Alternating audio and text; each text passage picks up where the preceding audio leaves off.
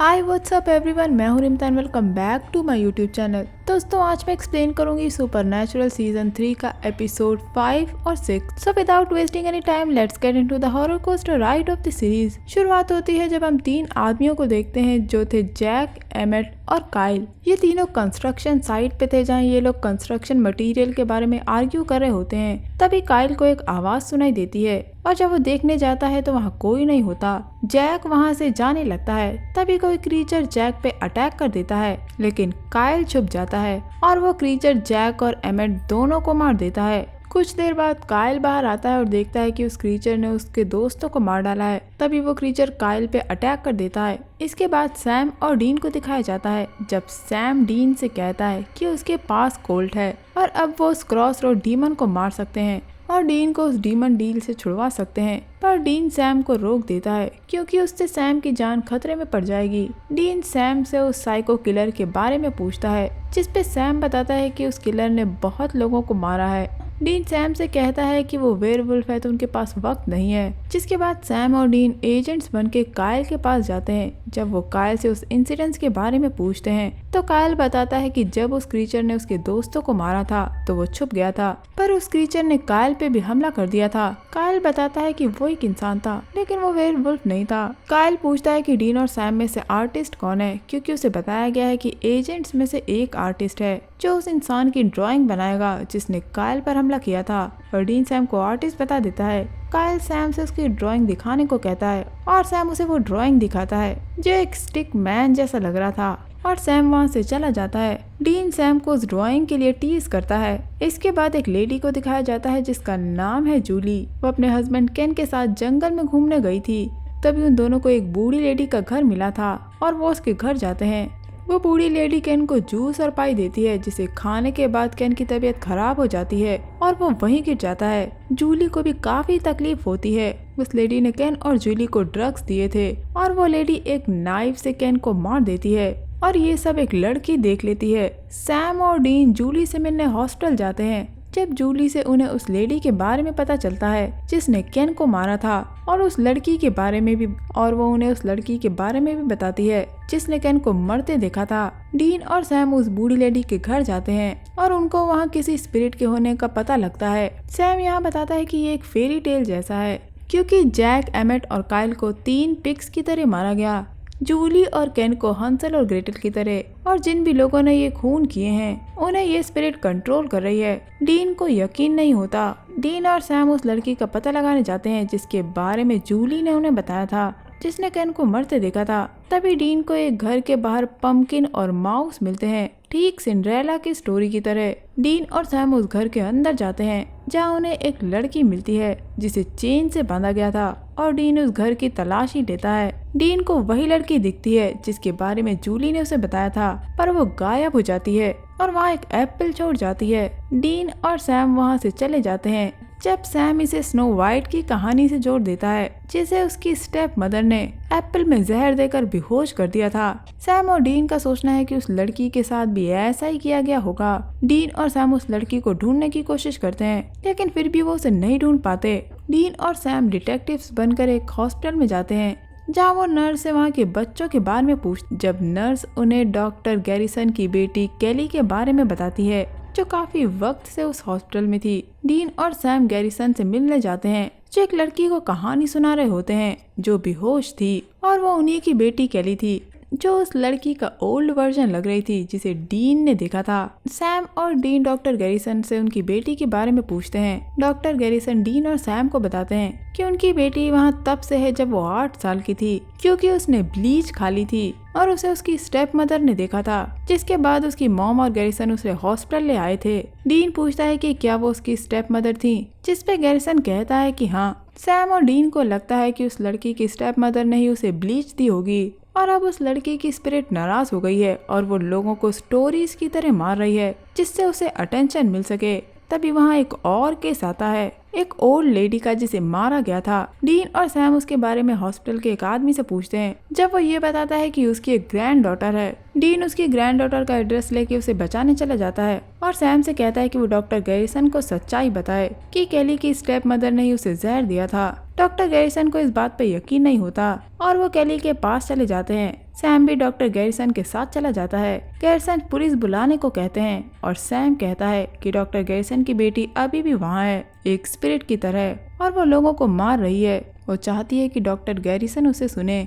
Doctor garrison बताते हैं कि उन्होंने केली की स्पिरिट को उसके बचपन के रूप में देखा था, पर उन्हें लगा था कि ये उनका भ्रम है। लेकिन सैम कहता है कि उन्हें अपनी बेटी से बात करनी होगी। इधर डीन उस ओल्ड लेडी की ग्रैंड डॉटर को बचाने के लिए घर में जाता है, जहाँ डीन को वो लड़की और किडनैपर मिलता है जिसने उस लड़की को किडनैप करने की कोशिश की थी और उस ओल्ड लेडी को मारा था, जिसके बाद डीन और उस किडनैपर में फाइट हो जाती है। इधर केली की स्पिरिट बचपन के रूप में डॉक्टर गैरिसन के पास आती है। डॉक्टर उससे पूछते हैं कि क्या उसकी स्टेप मदर ने उसे मारा था, जिसपे केली कहती है कि हाँ, और डॉक्टर गैरिसन को शॉक लगता है। वो अपनी बेटी की स्पिरिट से कहते हैं कि उसे लोगों को मारना बंद करना होगा, और ये बात केली मान जाती है, जिसके बाद उसकी मौत हो जाती है। केली के मरते ही वो किडनैपर केली के स्पिरिट की इन्फ्लुएंस से बाहर आ जाता है और किडनैपर डीन से पूछता है कि वो यहाँ कैसे आया। अगले सीन में डीन और सैम डॉक्टर गैरिसन को थैंक्स कहते हैं कि उन्होंने केली को रोक दिया। मोटेल में सैम क्रॉस रोड डीमन को बुलाता है, जिससे वो डीन को उस डील से आजाद कर सके,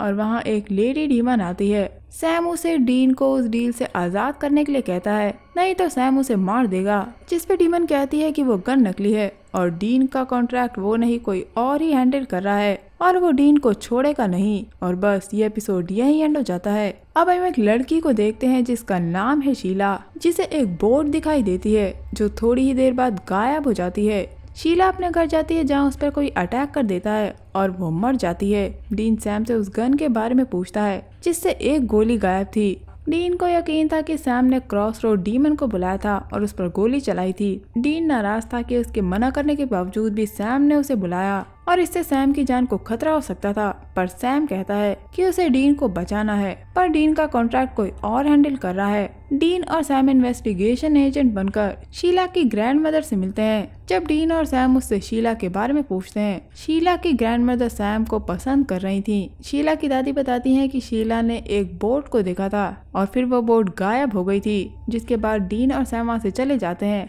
डीन की गाड़ी गायब थी और डीन पैनिक हो जाता है क्योंकि उसको अपनी इम्पाला बहुत प्यारी थी। पर तभी वहाँ बेला आती है और कहती है कि उसने डीन की गाड़ी को टॉर्ट कर दी है। और यहाँ बेला बताती है कि वो उस लेडी को फेक चार्म्स बेचती है और उसने उस ओल्ड लेडी को बताया था कि बेला ने उसकी ग्रैंड डॉटर का केस सॉल्व कर दिया है। पर डीन और सैम के उस लेडी को इन्वेस्टिगेट करने के बाद उस लेडी ने बेला को पैसे देने से मना कर दिया और बेला वहाँ से चली जाती है। जिसके बाद हम देखते हैं कि एक और आदमी शीला की तरह डूब के मर गया था। किसी ने उस आदमी का गला दबाकर बाथ टब में घसीट लिया था। सैम और डीन उसके भाई पीटर से पूछताछ करने जाते हैं, जहाँ बेला पहले से ही पीटर से पूछताछ कर रही होती है।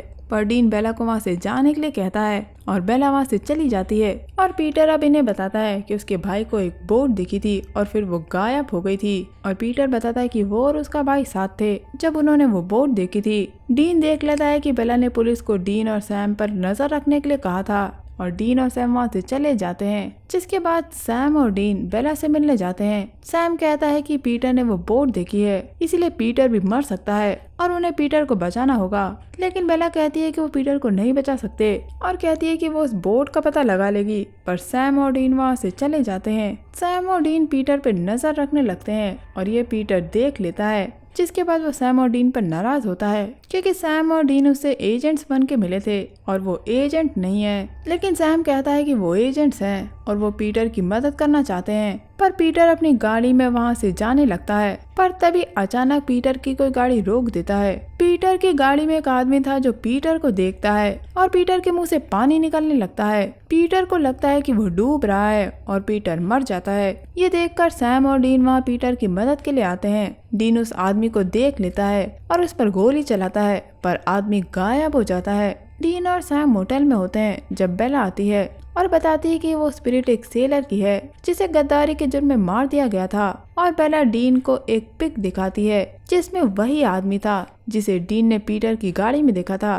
पर डीन बताता है कि उसका एक हाथ गायब था। बेला बताती है कि सेलर के मरने के बाद उसका एक हाथ काट दिया गया था द हैंड ऑफ ग्लोरी बनाने के लिए, और अब इन्हें वो हाथ जलाना होगा जिससे वो स्पिरिट खत्म हो सके। डीन कहता है कि बेला उसकी मदद क्यों कर रही है, जिसपे बेला ये कहती है कि क्योंकि उसे पता है कि वो हाथ कहाँ है और उसे मदद चाहिए। बेला डीन के साथ वहाँ जाती है जहाँ वो हाथ था और सैम भी शीला की ग्रैंडमदर के साथ आया था। शीला की ग्रैंडमदर सैम के नजदीक जाने की कोशिश करती हैं, पर सैम वहाँ से चला जाता है। बेला इधर बेहोश होने का नाटक करती है ताकि वो लोग उस रूम तक जा सकें जहाँ वो हाथ रखा था और डीन बेला को लेकर उस रूम में चला जाता है। बेला डीन को वो रूम नंबर बता देती है जिसमें हाथ रखा था और डीन वहाँ जाके वो हाथ ले लेता है। डीन के आने के बाद बेला डीन से वो हाथ मांगती है, पर डीन बेला को वो हाथ नहीं देता और डीन वो हाथ रख लेता है। शीला की दादी बताती हैं कि शीला की कार का एक्सीडेंट हो गया था जिसमें उसके भाई की मौत हो गई थी।